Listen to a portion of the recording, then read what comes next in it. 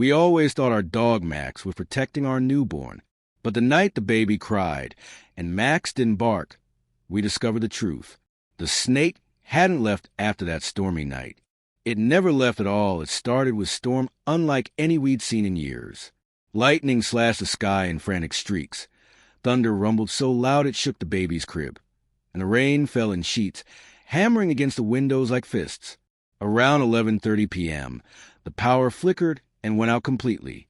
We lit candles, checked on the baby, and noticed something strange. Max, our dog, wasn't around.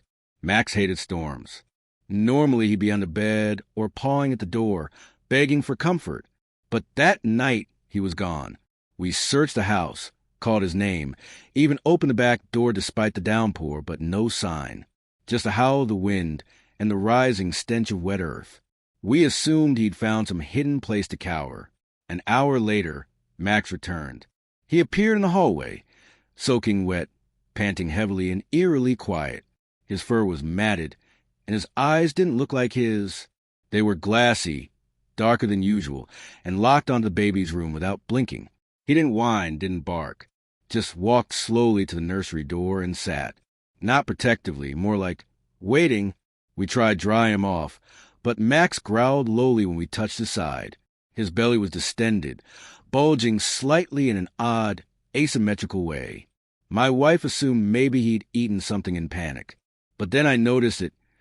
Muddy streaks leading from the basement vent up through the kitchen. The vent had been damaged for weeks, rusted open slightly. It was barely big enough for a small animal to crawl through. But something had. That night, the baby cried more than usual. Every time she did, Max would get up, step close to the crib, and sit again, completely still. He didn't sniff her, didn't lick her feet like he used to. He just watched. We thought it was stress. We thought the storm had scared the poor dog. But later, when I rewound the baby monitor to check on her cries, I heard something layer beneath the static. A faint, wet hissing sound, timed perfectly with every movement Max made. We didn't know it yet, but the thing that slithered into our home during the storm hadn't just entered the basement. It had found a home inside our dog Max, had always been alert, especially around our daughter.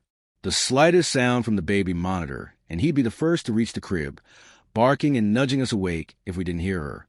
But after the storm, all that changed. Max still lingered near the nursery, but his energy was different, unnerving. He didn't bark anymore. He didn't wag his tail. He simply stood still, staring at the baby as if she were prey. At first, we rationalized it. Trauma, we said. Maybe the thunder had shocked something in his nervous system. But then came the subtle signs we couldn't explain. When the baby laughed, Max turned his head away sharply, even growled once under his breath. But when she cried, he stood tall, eyes wide, tail rigid like a board, ears upright, as if her cry triggered something in him. Then, at exactly 3:17 a.m. one night, the baby screamed. It wasn't a hungry cry.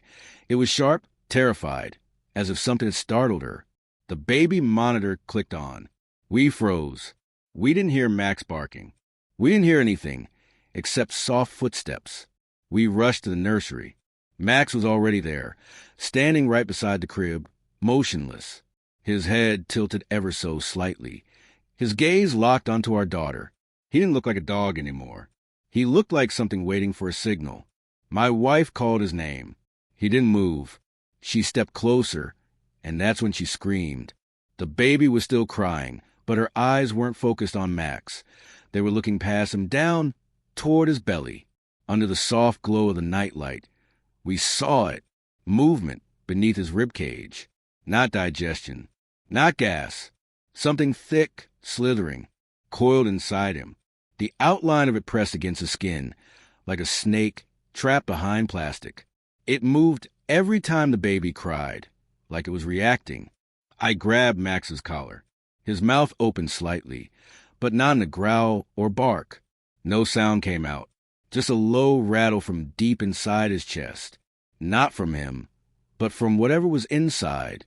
It wasn't just inside him anymore. It was listening, and it was waiting for the baby to cry again. The vet clinic was quiet, almost too quiet, when we arrived. Max lay on the table sedated, his breathing shallow, the bulge in his abdomen still shifting gently beneath his fur. The vet, Dr. Keller, stared at the X-rays in stunned silence. "It's not a blockage," he whispered. "It's alive, coiled around his organs. But it's not behaving like anything I've ever seen." He showed us the scan. What we saw looked like a snake, but larger, segmented oddly, as if it had limbs once. Its body wasn't compressed like a regular snake would be.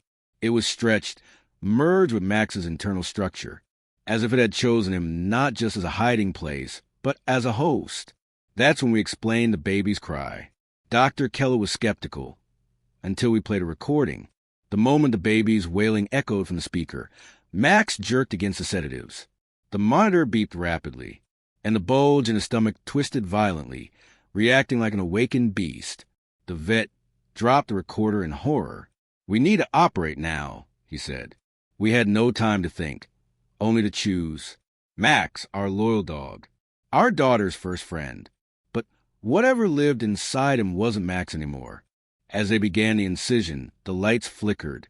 Max's body convulsed. A hiss, wet and ancient, filled the room. Then it emerged. First, a black forked tongue. Then the pale, glistening head of a snake that looked far too old to belong in this world. Its eyes were not natural. They were milky, with vertical slits that pulsed like veins. The vet screamed and backed away as the creature slithered free, long and grotesquely misshapen. It didn't hiss at us. It turned its head and looked toward the baby carrier in the corner. Our daughter had begun to cry. That single sound made the creature snap forward, hurling itself across the table. But Max, barely conscious, did something we never expected. He moved. With the last of his strength, Max clamped down on the creature's body, locking it in place long enough for the vet to grab a scalpel and drive it down. Blood, black, steaming, splattered across the walls. Max whimpered once and was still. The snake was dead. But now we know. It wasn't just hiding. It was waiting. For the next cries, sometimes, the greatest dangers don't come from outside, but from within the ones we trust the most. And when instinct speaks like a dog's silence or a child's cry, it's not superstition. It's survival. Always listen to the signs, even when they come without a face.